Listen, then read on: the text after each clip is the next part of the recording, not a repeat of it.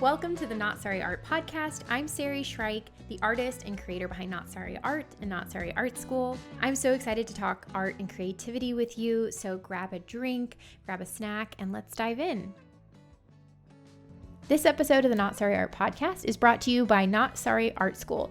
Not Sorry Art School is my online art school I created 2.5 years ago to supplement my workshop teaching when the pandemic hit. It became a really great resource where I could put all of my knowledge about representational painting into one space. We add one new section or demo every quarter to Not Sorry Art School, and you don't have to pay a membership fee. You pay one time, and then you get access to all of the past videos and all future videos. Not Sorry Art School has an online Facebook group where I have office hours every Monday, and I answer questions within the Not Sorry Art School Facebook group. And there's also a wonderful sense of community on there where people will share their paintings and get great consensual feedback. I'm really excited about Not Sorry Art School, so if you're interested, make sure to click the link and check out the About page to learn more about Not Sorry Art School. Hey y'all, I'm so excited for my guest today, and I think you'll really enjoy our conversation on the creative value of mindfulness and the power of community for creators. My guest today is the lovely Paige Polk. She's the experience director for her business, Paige Polk International, and she's a mindfulness and creativity coach as well. I found her on TikTok. We sort of started reaching out to each other, and I've really enjoyed our conversations. Paige has a background as a documentary filmmaker and has expertise in community building that I think artists can learn from. Admittedly, her conversations around the value of community for artists was something I was initially really drawn into. Lo and behold, she has a mindfulness practice too, so I thought there was a lot here that artists could really glean from this conversation. I wanted to speak with her because I really value Paige's perspective on community empowerment and mindfulness, as well as her focus on mental and physical well-being. This was a really lovely conversation. It was one of those that I found myself thinking about for days and days after. And one of the things we talk about is sort of the importance of having seasons in your work. And I love that we had this conversation in spring and we're releasing it in spring. It's a wonderful time of the year to really focus on how seasons sort of affect you and ups and downs. And I also wanted to note that mindfulness is something I've wanted to talk about for a long time on my platforms, but I also understand that mindfulness kind of gets this bad rap for being this sort of, pseudo-spiritual thing that can be a little froofy. And as a gal who grew up in the Midwest, I have always been a little dubious to introduce these ideas, but Paige does a wonderful job explaining mindfulness in very, plain speak and a very approachable way. And it's been absolutely transformative in my practice. So I'm really excited to share this with you via Paige's expertise. So I can't wait for you guys to listen to this episode. You can, of course, check out Paige's podcast, and I highly suggest her podcast. It's called Not Yet with Paige Polk, and follow the rest of her journey at paigepolk.com, as well as her Instagram, Not Yet Series. And her TikTok, it's at paige.polk. Lots of fun ways to follow her, but definitely encourage you to do so. And I really hope you guys enjoy this episode. Hi, Paige. Welcome to the Not Sorry Art podcast. I'm so grateful for you to be here. I am so excited for this episode. We are talking about community building and mindfulness. And for a little bit of context, I found you on social media. I really loved your presence, and I was just obsessed with, the topics that you covered and showing your real life and what it looks like. And one thing that I think can be a little rare is for someone to have conversations about mindfulness that feel very approachable, and you seem very open. And so before we jump into all of that, I was wondering if you could introduce yourself a little bit. Where can people find you? And then we'll jump into mindfulness. Absolutely. Thanks for having me, Sari. I always enjoy talking with you. My name is Paige Polk. I am an experience director and a mindfulness coach. My background, I was originally trained as a documentary film editor and twirled around different areas of creative business, both working for myself and working for large organizations, nonprofits, philanthropies, and landed on entrepreneurship. And what I love helping people do is live mindful, purposeful lives, whether that's as a coach or building in-person or online events that help people connect to their creative process. Yes, I love that. I feel like the line between what we considered a typical sort of creative, whether that's like a documentarian or a painter or a musician, are blurring. And I think one thing that tends to happen is, language, I feel like sometimes doesn't always keep up with all of our creative pursuits. So I always appreciate when people, say their title and everything that it encompasses, and it lets us know a little bit more about you. But one thing that kind of perked my ears is, your relationship with mindfulness. And I was wondering if just off at the top, you could sort of break down what is mindfulness in like plain speak, right? What is it and how does it connect with being a creative and how could it even help creative people? Yeah, I love that question. Mindfulness, at its simplest form, is about intention. It's about being present in your body, being present in space, and recognizing what already is. And then from that place, moving in alignment with what you actually want for your life. And that can be as simple as, okay, I know every morning that I'm really thirsty. And that happens every morning. And I also know that being dehydrated is, no bueno. So what can I do? I can just have a bottle of water next to my bedside table, and then I can wake up and drink water. It can be something as simple as that, or something as life altering as I know that I want kids in my life. It doesn't necessarily that mean that I want to carry them, but I know that I want to be a parent. I know that I want to be a mentor. So how can I small micro steps in my life so that that can be a part of my lived reality? Maybe that's having a partner who also wants kids, or maybe having a partner that wants to carry because I know that I don't, or maybe that's living with other adults who want to co-parent like a group of kids or what have you. Just like knowing what is going on around you and being honest with yourself about what you want and finding that place in the middle. Yeah, I love that. And I love the idea of intention because I feel like, especially for artists, it's this idea of like, okay, I want to be an artist. And sometimes if you're not super intentional and like having that conversation sort of out loud with yourself, I don't know about you, maybe I'm losing the lead here, but like, with mindfulness in my practice, it's been instead of sort of going down the normal steps of like what you think an artist looks like culturally, going to art school, whatever, it's instead sort of refocusing on, well, why do I want to be an artist? And what like it's Mhm. almost actually more creativity in it instead of just saying, well, an artist looks like this or acts like this or shows up in these galleries. It's sort of recentering around like, I want to be an artist because I want the process, and then sort of stepping backwards. And it does require creativity, but it's almost inviting creativity into like another part of your life that typically is in autopilot. And I have a question for you about that. I'm curious, were you a creative person before you found mindfulness? And did the practice of mindfulness alter like how you see yourself creatively? You know, I know a lot of spiritual people, capital S, and it could just be a nature of the work, a nature of the industry, because this is also how I pay my bills. It's how I pay my bills, and it's also a big aspect of how I lead my life. And I actually grew up in the church and had a really hard time with it. Like I had a really hard time with spirituality in the context of community because like as a queer person being a part of the Black church, it has there's a lot of history there for better or for worse. And so I would say I've always been a creative person. Even as a kid, I remember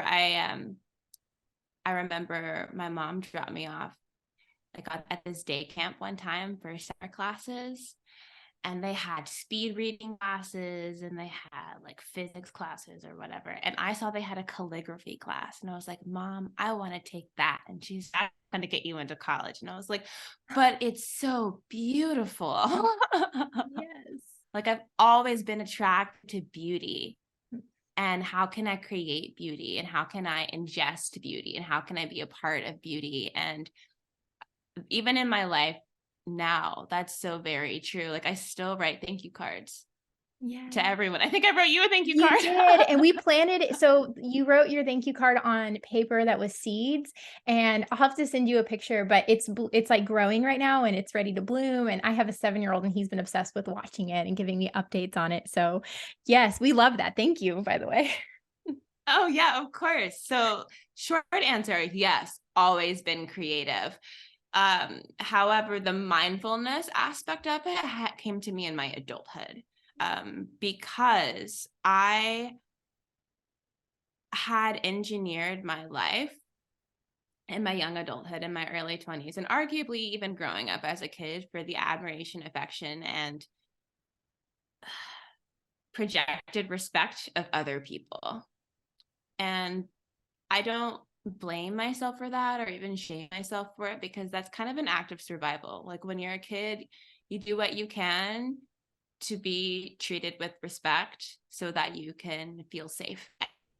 Uh, and I realized that, being a decently smart kid, I mean, I think everyone's smart in their own way, but as I became an adult and became really responsible for my own livelihood, that transitioned into my work relationships, my dynamics with power, with systems, with organizations. And I was so riddled with fear, and used a word before, autopilot. Like my life was running on autopilot.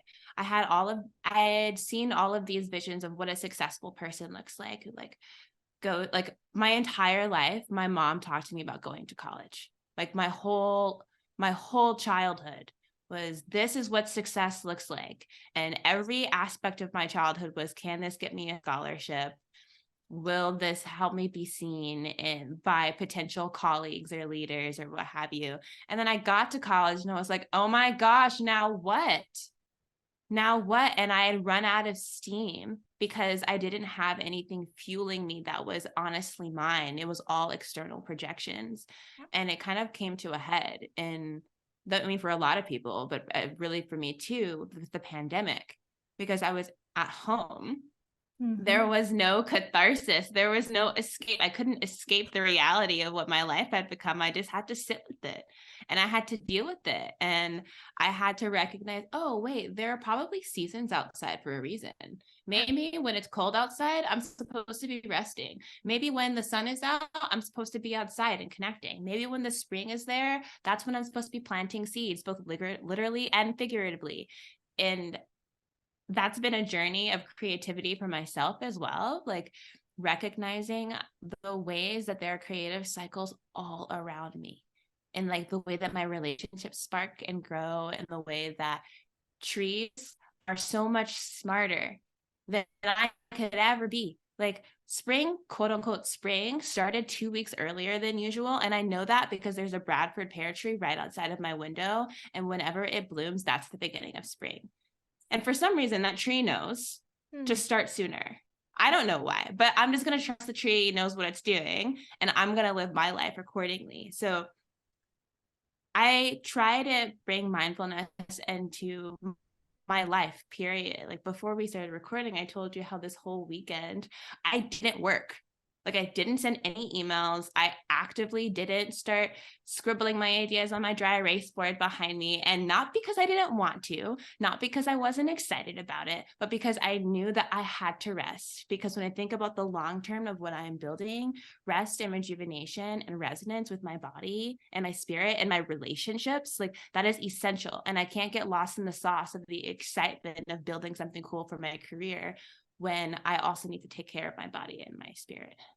Yes, absolutely. Beautifully said. And I think a lot of people are going to resonate with that idea of feeling so motivated by external factors. And I like my head was nodding nonstop when you were talking about the goal, especially as a child, to be college. And I think our parents, have love in their heart, which is, I think, such a good point about intentionality and mindfulness is like you can even have the purest of intentions, but until you sort of break from those external markers of success and look inward, you can be doing harm. And that's a hard thing to grapple with, and it requires nuance and and insightfulness. But you don't have those things unless you provide yourself the space for that quiet and that introspection, and to unplug from those external motivators, which are very loud, right? They often come with these messages of shame and should and not good enough, and they can be very noisy, especially if that's all you're used to.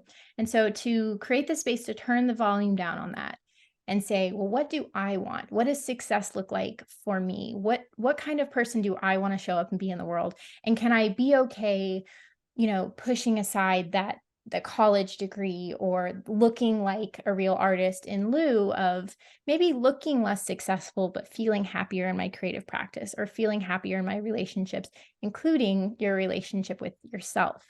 Yeah, that's I think it's really exciting to hear you say that. And I'm curious, I want to dig a little bit deeper if you don't mind.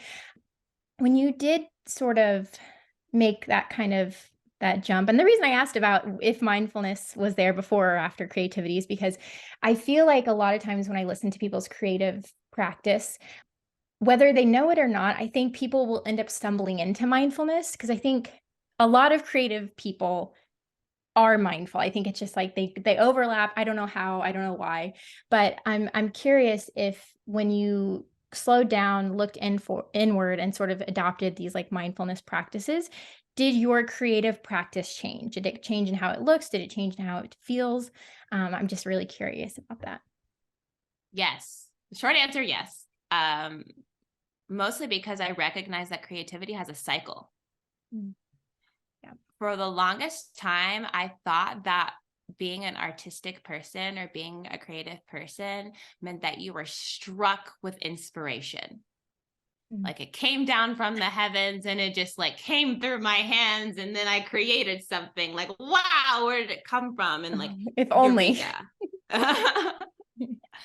And I think I thought that way partially because I was in a cycle of burnout. Because that's what it feels like when you're only operating from a space of exasperation, of like, oh, finally I have energy to do this thing, and then you just stop. And then you quit your job because it is too hard on your body, or you sleep for days because you haven't slept because you've been pulling multiple all-nighters. Like that was a cycle that I had in many aspects of my life, with school, with like my outside creative projects, with like even relationships. When I think about it, like I was like a serial dater where it would be exasperating and beautiful and like riveting, and then it would be chaos and I'd be like, what the fuck is going on? And when I recognize that creativity is a cycle that begins and ends with rest, is actually something I speak about in my podcast with this designer and artist. Her name is Annika Hanstein Zora. And we had a whole podcast episode about rest.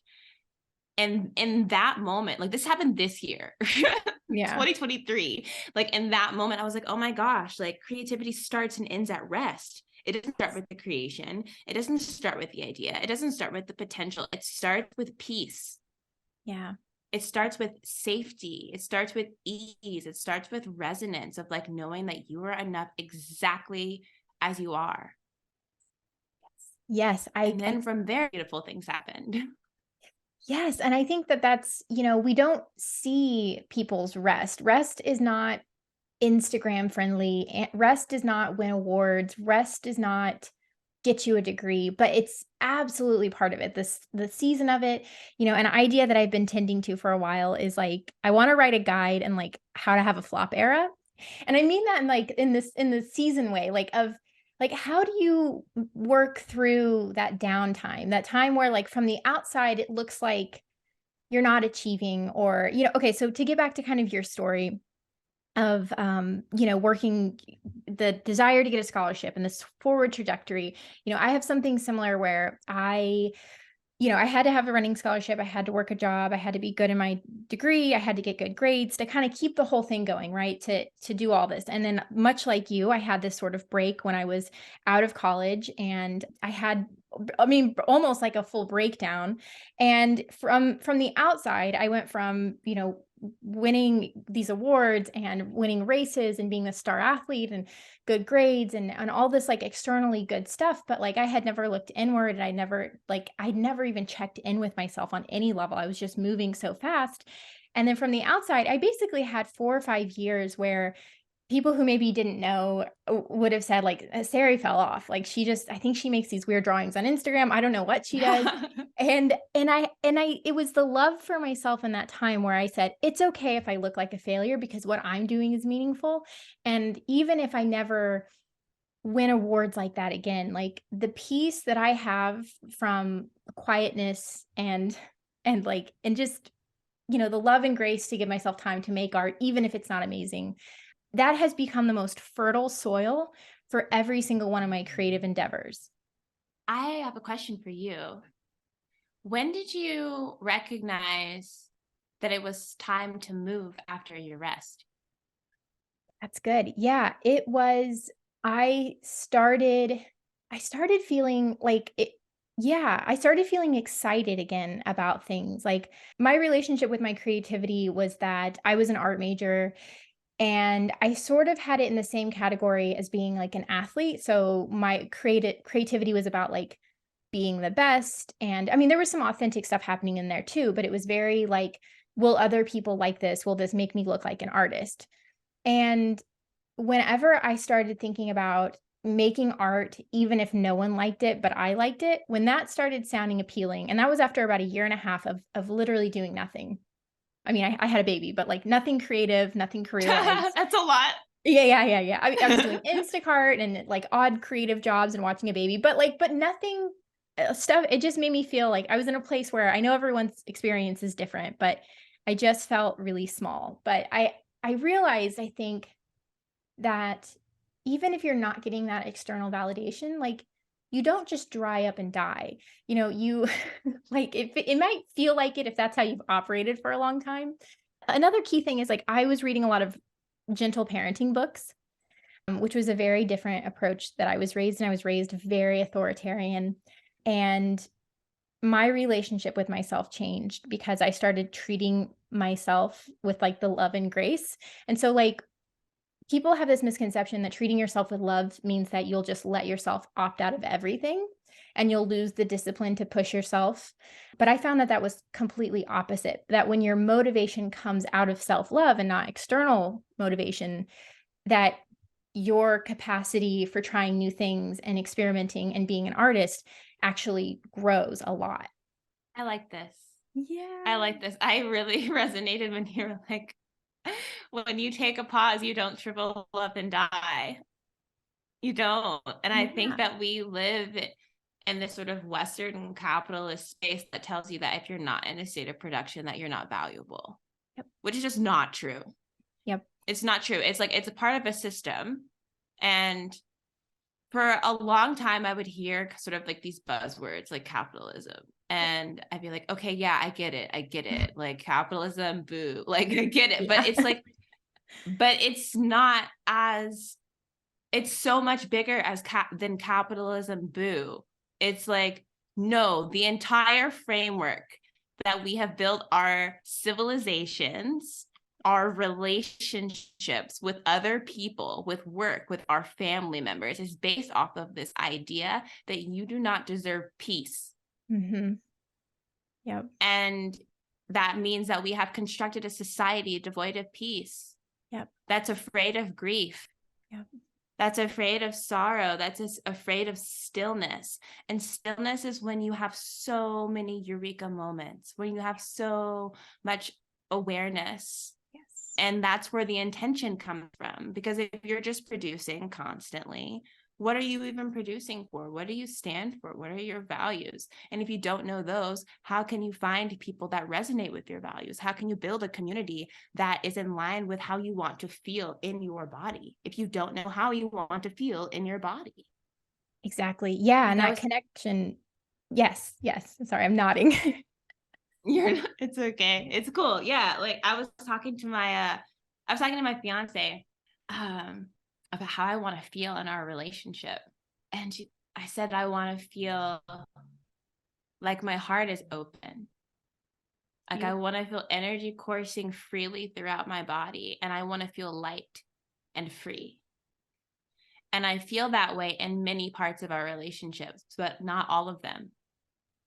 And that required me to be really honest of like, I don't feel that way all the time in our relationship. Not to say that I do think that it's possible.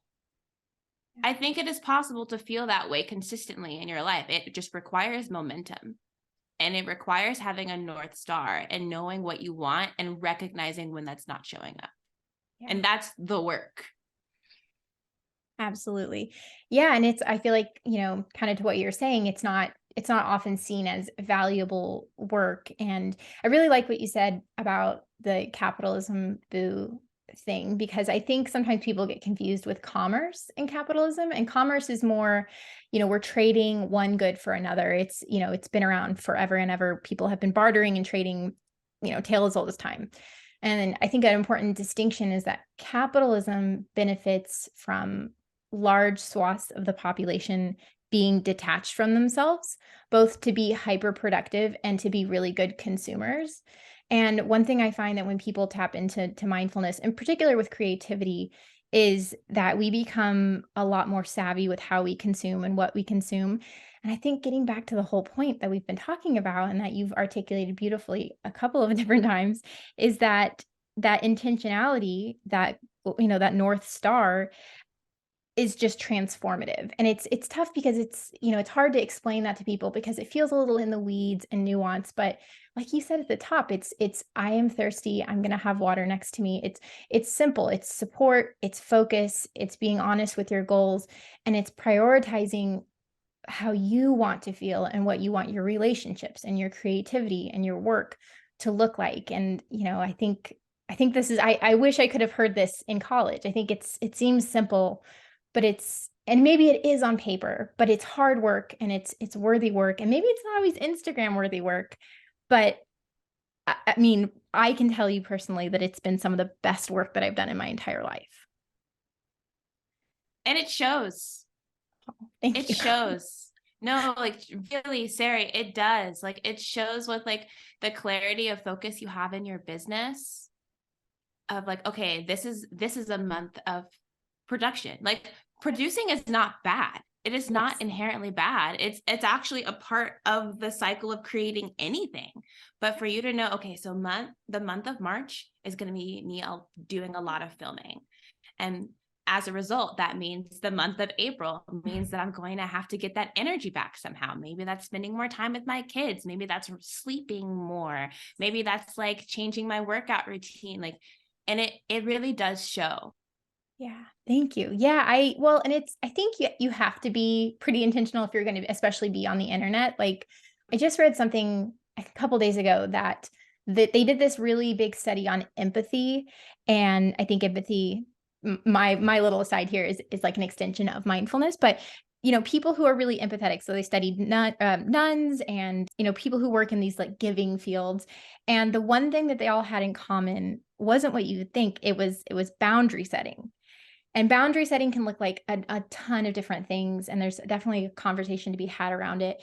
But I feel like, the reason I am, I think, able to show up and be intentional with what I'm saying and doing and my work, my parenting, is because I have boundaries. And we think of boundaries as this like magic word that solves everything. But I think the important thing to know about boundaries is it's your ability to walk away from things and the ability to walk away from perceived increased productivity, or you're going to miss out on an opportunity if you have a boundary, or you're going to miss out on a relationship if you put up a boundary. But having those, I think, is a make or break and an extension of mindfulness. I'm curious what you think about that. I love talking about boundaries. Um, Therapist once tell me that boundaries are doing their job when they help you keep your relationships. And it flipped my whole conversation about boundary work upside down, because for a long time I've been self-isolating and building my life on my own and saying, oh, you don't get the vision. Oh, I don't like the way I feel around you. I'm going to carve you out. You get to quit tweeze. Like, I don't like this job. It's not working for me. No one understands me. Bye. Like, that was not how I built boundaries. But we are communal beings. We are meant to thrive in community. And community is really fun. And that also means recognizing that you deserve help. Like anyone who's ever done anything worth anything did it with people, did it with other people. Not only does it help you build a consensus about what we actually need together, it also helps you go farther and it helps you go deeper. And that can be as simple as like, I know that you've spoken about how you learn just as much from your students Yes. as they Yes. learn from you in your classes. Like, you couldn't learn it in that way in isolation if all you were doing was like making tiny disc ball paintings alone in your studio. Like, Yes. you are building a life with other people, with other artists, with your family, with yourself. And boundaries help you articulate where you begin and where they end, so that you can recognize what your needs are and what their needs are, and how everyone's needs can be met. Yes, absolutely. Yeah. And it's, it's about, I always think of it like resentment preventing. So, like, the idea of a boundary in a relationship or a relationship with your work or even relationship with yourself is that it's about acknowledging your own limitations, right? It's about coming to terms with like, I only have so much energy to give. I only have so much whatever to give. And, by clocking out on the weekends or by knowing that I'm not going to get this kind of emotional support from the internet and just being really clear from the get-go, it's a twofold thing. You then have the ability to sort of maximize the channels you do have open. So whether that's Q&As or like feedback sessions with my students or whatever it looks like, but because you've given yourself the love and grace and kindness to look at yourself non-objectively, right? It doesn't make me a weaker person that I can't tolerate criticism on the internet. It's just a fact about Sari, and it's not good and it's not bad. But we're gonna say we don't take in that feedback, whether that's again the internet, your mom, your partner, your work. It's a little tricky with some things, but putting down that boundary out of compassion and love for yourself instead of saying, well, if I was just a better, more gracious, more kind, more loving person, I could do all of these things. And I feel like sometimes when we think of like boundary work and being empathetic, it's just all about, well, I just wish I was better. But when you kind of get in the weeds and realize your own limitations, I feel like the kindness that comes from understanding that ends up making it to where you can help others better and you can show up as yourself in a larger, better capacity. Yes, and it makes your decision to change who you are built on clarity. Yeah. Like, if you decided that at some point you wanted to be able to, I'm just going to use this example because you brought it up, but Yeah. like, take in criticism from the internet. Like, if in some way you believe that that would serve you or serve your career or serve something, and that's something you decided you wanted to build capacity for, you have to recognize that it's at the beginning that that's not something that you have. But Yeah. that doesn't mean that you have to do it. Yeah. It's only if you want to do it. If you want to grow in that direction, if you want to change in that direction, you can. Yes. Or you can say, actually, I don't need that to live the fulfilled life that's based on my values. What I actually need to focus on is my bedtime. Yeah. Yeah. Yeah. It's about being aware and loving and taking care of yourself. And yeah, like you said, and I think it's funny because like we think of boundaries as limiting, but just you put it so beautifully, it actually gives you more control. You can look at your creative practice or your relationships and sort of not in a moment. I keep thinking of the like idea of like nobody's good in a corner. Like nobody's good if like they're just responding out of necessity. But if you can give yourself the time and space and maybe that dormancy we were talking about, right? That off season to really think about, well, what do I want out of my next chapter of my art career? Do I want to keep doing the disco balls or do I want to dig deeper with commentary and like giving yourself the space to think about what that looks like? And then doing the creative work of saying, okay, well, what boundaries are going to get me to that goal? What can I prune back? What can I block out to the best of my abilities so that I can focus on the things that are going to challenge me and I have the space to be challenged and be the best person I can be when I'm challenged with those things. What are you focusing on right now? In my career, I'm thinking a lot about there's something I've been wanting to tend to for a long time, and that's sort of more of a social commentary with my work. I actually think this is probably a pretty good example because, ever since I graduated, I would say high school, I have known that I want to give back, that I wanted to talk about like classism and sort of some advocacy around that. And it's funny because whenever I got to college, and I got in on a running scholarship and, I was working really hard, but to phrase my homeroom teacher in college, basically kids from my high school had to work a little extra to kind of catch up. And this played out in the way that I wanted to be a political science major because I wanted to help get involved with the policies that basically kept me alive as a kid. They kept me fed, that kept the lights on. I wanted to like immediately dive back in and help. But I did art because I didn't have the bandwidth to write all those papers. Ended up being a great choice. I had an amazing art professor.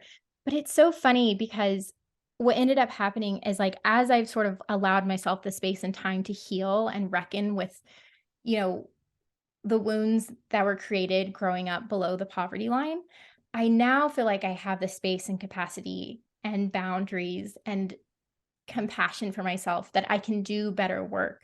So I feel like, again, to use your analogy, like I'm just now sort of feeling like I can reap the fruit of the boundary setting that I did, although unintentionally. And again, it was a lot of the universe, but I'm now wanting to focus on it a little bit because I have some space and time in my life to like think about those things. Yeah. Uh, I love that. And it's so cool to see you doing it through the context of art. Like art really does change, has the capacity to change people's entire ideology about living. Yes. And so what more powerful medium to spark dialogue about third spaces, to spark dialogue about self-worth, to spark dialogue about like awareness and value than art. Yes. Yes, and it's a reminder to me, and I hope to other people, that even if you know what you think, like, your goal is, your advocacy looks like, um, when you sort of are like when you let go a little bit and just take care of what serves you authentically in the moment, sometimes the universe has better plans than you have for yourself. And I think it's only through sort of letting go of this like perceived control we have, or control over what others think of us, control over our outcomes, that we can let the universe, I sort of am visualizing, like guide us downstream, that it's like a little bit of it is like path of least resistance. Like I would have never thought that I could, talk about these things with art. I don't think it would have popped into my head as a senior in high school. But now it's the perfect, I think in a lot of ways, it's the perfect medium, and it's the best version of myself. And so, yeah, I mean, just another reason I think mindfulness is such an important part of everyone's life, or it should be, but also a creative practice and a creative career. Um, Yes. I wanted to segue because we were talking a little bit about community, and that's something that I'm super, super excited to talk to you about. So, an idea I have is that I really think everyone is creative in some capacity. And I think one way that we're creative that doesn't get a lot of attention all the time is by community building and, maybe even relationship building, but certainly community building. And I just wanted to throw out kind of an example, more so to, I think, to my audience in case they're skeptical. I can sense the skepticalness maybe. But an example is like my mother-in-law is an accountant, right? I think if you sort of ask like what's the antithesis of a creative job, maybe some people, at least I would have perhaps at some point in my life said an accountant. That feels not creative, right? But of course, everything can be. But anyways, she is someone who early in her career, she would go to a lot of these meetups for business women or entrepreneurial women and just go and show up and network and just see people. And she had a kind of a heart for serving people who didn't have access to healthcare in the small town I grew up in, or from the same small town. And she ended up going and showing up to these things and meeting and linking up with someone who had kind of the skills that she didn't have as far as building a community healthcare center. And they partnered up and they ended up building something that it ended up being a resource for me growing up, but a really wonderful community health center for the town that I grew up in. And she told me this story, and I remember having this like, oh, that's the creative process. That feels like the creative process, right? You don't exactly know what it looks like. You show up, you find community, you have shared goals, and you've created this wonderful thing. And so, I've held on to that example in my heart of like that's what created, community building can look like, and it can be creative, and it doesn't have to look like paint and writing and music. It can look like something else. And so I wanted to ask you about, because I know this is something you do a lot and you talk a lot about and you're passionate about, and listening to your podcast, I hear it come through all the time. But, what is what is it to build a creative community? Do you consider it a creative practice? And I'd love to hear more of like your thoughts on that.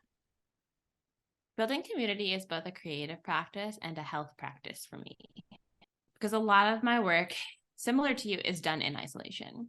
Like it's a lot of emails, it's a lot of like deep strategy work because I put on events.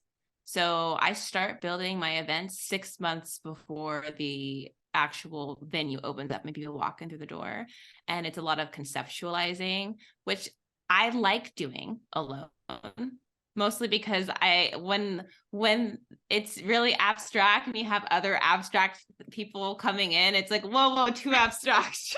like I Yeah. just need my abstractness. I need Yeah. boundaries. There it is again. Yeah. And my creative community has a bit of overlap. So there are people in my life, like I'm very close with my family. Yeah. This has not always been the case. And it is something that I have been active about shifting in my adulthood because I recognize just how much of myself comes from them and just how much power from a self-reckoning perspective I have access to when I'm able to be in the same room as my mom and my dad's and my brothers and not lose my shit completely. Like that is really powerful for me in Yeah. more than one aspect of my life. Mm. And so I think it's inherently creative to be in community with an entirely different human being as you were also becoming the human being that you want to be. Because they are interacting with you based off of assumptions of who you are that they've built over the course of years. And you might have a moment where you're I'm a Sagittarius, so I'm all about being a new person every day. Me too. I But love that everyone else Sag in my energy. I love life it. does not recognize. Oh, I love that. Oh, really? Yeah. Yeah. When's your birthday? Like everyone else in my life doesn't necessarily move in that way. And so I have to be creative about how I'm engaging with them, about what ideas I do share with them, about what ideas I don't share with them, about how frequently do I want to see them in person so that we both feel like we're getting our needs met. And what activities are we going to do that spark joy for both of us? What conversations are we going to have that are going to be very hard? And how frequently do we have those sort of ground scraping, life shifting, oh, okay, we're going to unpack this trauma moment? Like, how often are we going to have that? Because in many ways it can be healing, but if you do it too much, it can destroy the relationship and the fabric of trust. So there's so many push and pull dynamics that touch all of your emotions, that touch all of your visions for how you want to live your life. And it can be fun. It's supposed to be fun. If it's not fun, you might want to reevaluate. So I think community building is inherently a creative practice. Yeah, and I love that you sort of, I feel like, dove into kind of the heavy work of community building because I think sometimes it feels like a bit of a buzzword, or at least in my corner of the internet. And, because we're so used to this narrative around, I hate to blame everything on capitalism, but this idea that like everything new in your life is supposed to serve you and have all these bells and whistles, and there's sort of this service model. Sometimes engaging in relationship building and community building can feel a little bit like it can be uncomfortable because there is a certain amount of give and take. Like community building isn't just you show up to a curated space and it just serves you. It's this matter of like you're putting in and you're taking out and you're reevaluating, where do I need to assert myself and take the lead and where can I sit back and be, more supporting or submissive in this situation. And, I think it's an important thing to dive into because on the surface, community building is great, right? It's showing up in spaces, whether that's getting involved in like local politics, whether that's signing up to teach some local art courses, or it can be all kinds of things. But I'm so grateful that you dove right into kind of the other thing that I think is really important is showing up and being a part of community is relinquishing control. And I know as creatives, especially the kind of creatives where we are alone in the studio, that can be really terrifying. But just like how you have to learn to let go and let the universe have its way, from time to time and shape things. Learning to do that with people is both going to challenge you, but also offer you things that you would never be able to accomplish on your own. And that collaboration is, I think, in itself an art form. Kind of a more tangible example of this, I love good examples, is I remember, I forget what year it was, but there was, I think it may have been the Emmys, but it was like 2017 or 18, and Beyoncé was up against Beck, I think, for Album of the Year or something, and I think she did lose out to him, but I remember there was this meme that went around. It was this visual of Beck, and it had all the songwriting credits, and it was him. And then Beyoncé and all the songwriting credits, and it was maybe 20, 30 people. And the funny thing is the takeaway from that was like supposedly like that because Beck did it all himself, that was somehow better. And I remember kind of sitting with it and thinking about it and being like, I actually think, I mean, not, let's not moralize it and say one's better, but there's actually a ton of power, creativity, and genius that comes from working with people and recognizing someone's genius and incorporating that in. And again, I don't want to say like one is better than the other per se, but that point to me felt so silly, and it showed me how little we really understand the creativity that is part of community building. Mm. I think also to be an effective artist, you need to understand how you can do both. What do you bring to the table all on your own? And how do you bring what you bring to the table to a community table? Yeah, yeah, and I think that involves introspection, which again is another layer of creativity. And yeah, learning, yeah, like you said, it's a balance. It's having both. It's having the capacity for both. I'm curious if somebody is listening to this and they're like, okay, community building sounds great, but I live in a rural setting, or I don't have people around me who are my age, or all kinds of, I'm not thinking of good examples, but all kinds of seemingly very valid barriers to community building. What would you suggest they do to start building that community? And like, what should they be thinking? Like, what intentions do they need to be asking and thinking about when they go forward setting those intentions for building that community? I think the first step in community building is vulnerability, which is like not fun. Yeah. Like it's Yeah. not fun to put yourself out there. And at first, it's not fun to put yourself out there and just hear echoes. That's the unfun part. Yeah. But we live in the 2023. Yeah. I mean, there are a lot of spaces that don't have access to broadband. That's a whole different conversation for a whole nother podcast episode. But if you have the internet, like we found each other on the internet. How spectacular is that? Yeah.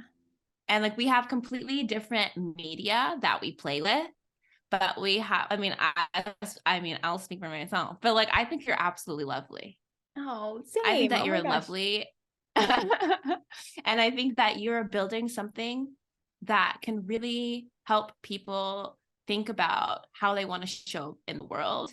You are showing people realities that they typically like run away from in fear. And you're doing so in a way that can help alchemize our relationships to these spaces, to these policies. And like you feel like a kindred spirit to me. And the first step to us connecting was me reaching out and saying, I love what you're doing. Let me know if I can help you. Oh, This is what I do. yeah. Yeah. And I love that you brought up vulnerability because, again, it kind of ties into this idea that if we allow these sort of bigger narratives of, you know, I'm not worthy of this community, or I'm scared I'm going to get rejected, to get in the way, that it can prevent what could be a really wonderful thing, both in the rejection and a relationship building, I think. But all of those things can be really helpful. I tell artists all the time that when you're an artist, to a certain degree, if you can handle it and if it works for you, that learning that a certain amount of rejection is white noise is part of the job, and it's something that I think is worth building up tolerance for. And it's funny because it took me so long to transfer that over into more personal relationships.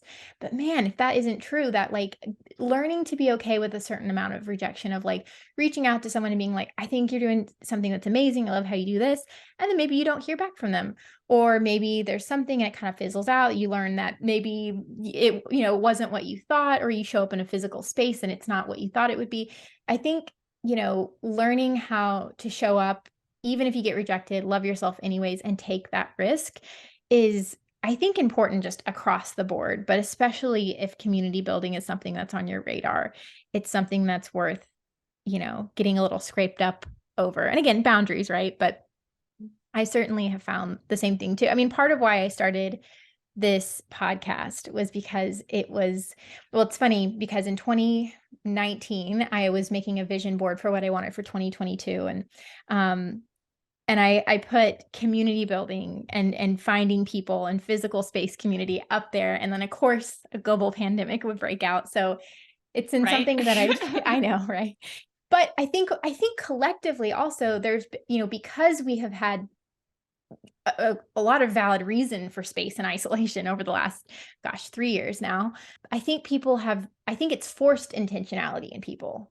I think people are like, oh, I miss things about either going into a physical workspace or going into a coffee shop or, going to family barbecues. And because of that, I think that's part of why community building has really catapulted as an idea, and people are like, oh yeah, I do want to work for this. I don't want to take it for granted, and there is value to building a community. And then I just wanted to ask you, in your opinion, if somebody's kind of on the fence and they don't know if they want to be vulnerable, like if you wanted to like sell it a little bit, like what, like why, I know we've talked about it a little bit, but like why is community building so important? And how can it help you both in like a visible common sense, and then maybe in like a deeper sense, like how is community building good? Well, first I'll touch on the fear aspect, because that fear bit is real and it's the thing that stops people from doing a lot of very valuable things in their life. All the dodge of rejection is redirection is 100% true. Mm, yeah. Whether that's just you are trying to build a friendship with someone because you think that they're interesting, which is a whole next level Olympic sport when you're an adult and you're like not in school. So true. And you're like, wow, this person looks cool. Like maybe they want to hang out with me. Like that feels so vulnerable. Yeah. Like, Yes. hey, I want a friend. You want to be my friend? That feels like heart wrenching of just like, this is what my soul looks like. Like, don't stab me. Like that's what that feels like. Yeah. And I have done that to people. I have like my fiance allows me all the time. Like we'll be out in public and I'll be like, oh, your hair looks so beautiful today. Yeah. Complete stranger. Like I'm from Texas. I'm very Southern. I will talk to people at the checkout counter at the grocery store. We'll have a whole conversation. And sometimes that person is like not trying to talk to me, which is like, Yeah. like real. And like mindfulness is one thing that's helped me course correct very quickly, because I think I've always had a big heart. Even as a kid, I'd be like, love me. And then some people would be like, I don't want to. And I'd be like, why? Yes. And it's Yes. like, and and when you ask and people can't give it to you for whatever reason, that's okay to say, okay. And that means that you still want love. It's just not from them. Yeah. So keep asking for what you need. Yeah. Keep asking for what you want, because it is out there, and keep being clear about who you are and what you want to bring to life, what you want to bring to the table, how you want this world that we're living in to look and feel like. And people who have the same vision will come to you. Sometimes you don't have to be the one going out and being like, hi, love me. Like sometimes you can just be like, I love this. And then other people will be like, I love that too. Wow. Can we love it together? Yes. Yes. I wanted to add, that's such a good point, and I think that's so good. I just am gonna like think about that for a few days. I know I am. But it reminds me of something that my mom used to say to me as a little kid that I've actually used in my business like tremendously. So I remember being a little kid and we lived in an apartment complex, and there was tons of kids in there. And I used to get so sad because I just wanted to play with everyone. Like I was super extroverted as a little kid. And I would come to my mom and be like, I want someone to play with. I want a friend to play with. And her advice would always be, well, you go out there and you have so much fun, and then people will want to play with you. And obviously, there's nuance to that. But I've found that in my creative practice, and specifically how I show up online, is like the first part of forming relationships is being authentically yourself. That's kind of the first love letter to people who want to engage with you, is if you show up in a way that's authentic. And authenticity, it sounds like a buzzword too, but sometimes that means talking about something that might get you pushback, or that might mean showing up and being kind of silly, or showing up and talking about something that everyone else is like, you're looking too into it. That's too deep. But if you take the time to tend to those things that feel special to you, you're going to attract the people who say, "Oh, I don't see that very often, and that feels special to me." And even before you reach out, you've connected in a way that's like, I have like chills. Like, that's so sweet and so pure and so important to building an authentic relationship. Yeah. Yeah. You have to be honest about who you are. Yes. Yes. I don't want to wrap up this conversation, but I wanted to ask one last thing of you before I let you go and respect your time. But I know that you do, oh, I'm missing the word right now, mentoring, creative mentoring with people. Ah, And my mindfulness coaching program. Yeah. yes, yes. And I took but way back in my journey, so probably closer to when I was like 20, 21. I reached out to someone and I started doing graphic design work and trading for mindfulness sessions. And that's kind of how I started my whole mindfulness journey. And it was a tremendous help in my life. And even I would have a season where I would just take it a couple times and had, some things to work through and some direction. But it I believe in a lot of ways was like one of the big make or breaks for my creative practice and just my life in general.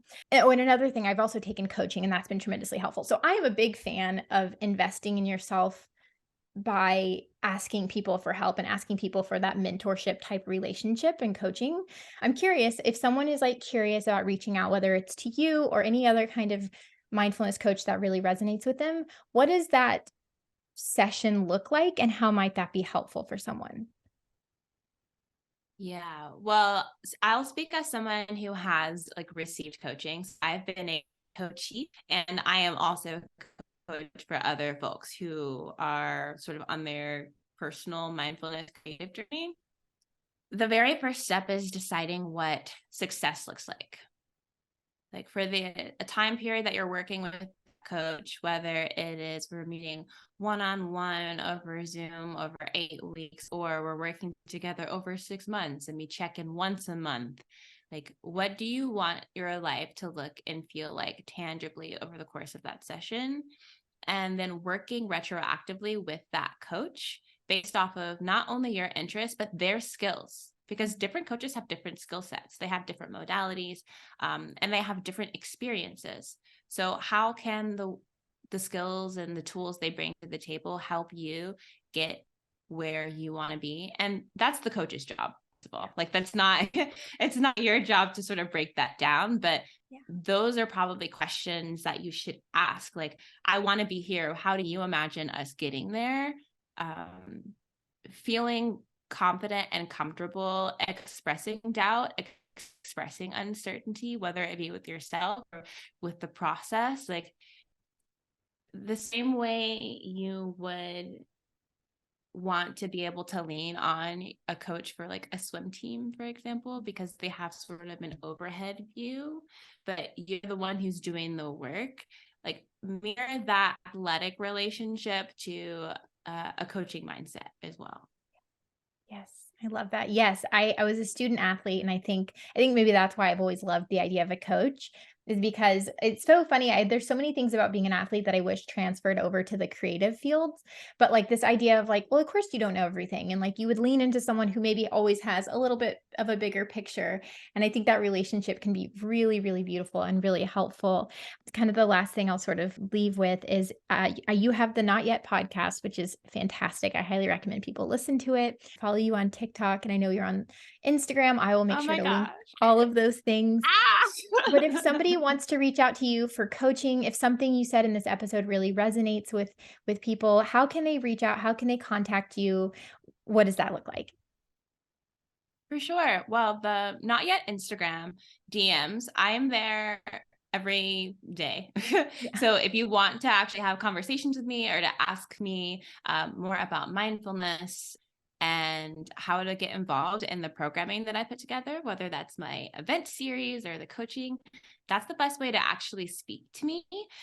If you want to learn more about my community healing project, which is not yet, it's called the Not Yet Community Yeah. Healing Project, which houses the podcast and the events and you can learn more about that at notyetseries.com. Yeah, could you tell me just a little bit about the not yet community building? I know we're wrapping up, but if you just wanted to give like an elevator pitch on that, we didn't go into it super deep, but I'd love for you to share a little bit about that. Sure. I started Not Yet in 2018 as a live event series when I was still living in Brooklyn. And I wanted to build in-person spaces for folks to create, like physically create tangible work and also have conversations about how to let go, release, and alchemize their sort of their traumas when it came to their personal identities. It started out focusing toward queer, non-binary, and people of color. That was like my primary target audience. And from there, the events just kept happening. People kept building. And I started having conversations like the ones we would have in our real life events, in the Not Yet podcast, where I interview other creators on their spiritual journey. And we talk about what the creative process looks, feels, and acts like, for better or for worse. And so it's 2023 now. We're still doing events. I tapped on the mindfulness coaching program because it seemed like people needed that resource. And here we are. Yes, it's a beautiful journey. It's so fun. It's been so fun to follow and keep up. And I think you're doing absolutely amazing things. I definitely encourage people to, hop over into your social media stratosphere and keep tabs. If nothing else, you're doing wonderful things. So I really appreciate this conversation. I think it's really gonna help people. And as always, it's just a pleasure to chat with you and catch up. So we'll have to do this again. Thank you again so much for being here and have a great rest of your day. Thank you so much for listening to today's episode. I hope you gained something from our conversation. I always gain so much insight when I talk to Paige. She's just a wonderful energy, and I really value our conversations. Again, if you want to follow her, check out the show notes. I've put the links to where you can find her there, and I would love to hear from y'all how you've integrated mindfulness into your practice. And I really am curious if it's been as helpful for you guys as it has for me. And always, I'm going to invite you to leave a comment or a review on the Apple Store. This is always helpful because it helps newer podcasts like the Not So Art podcast gain traction. And more importantly, it helps me gain insight into how you guys are enjoying the podcast. It's always really wonderful feedback to hear. So I appreciate it. And thank you again for those who've left that review. If you do decide to leave a review, make sure to leave your handle so I can read that off on the air on next week's episode. Thank you again. Enjoy the rest of your day and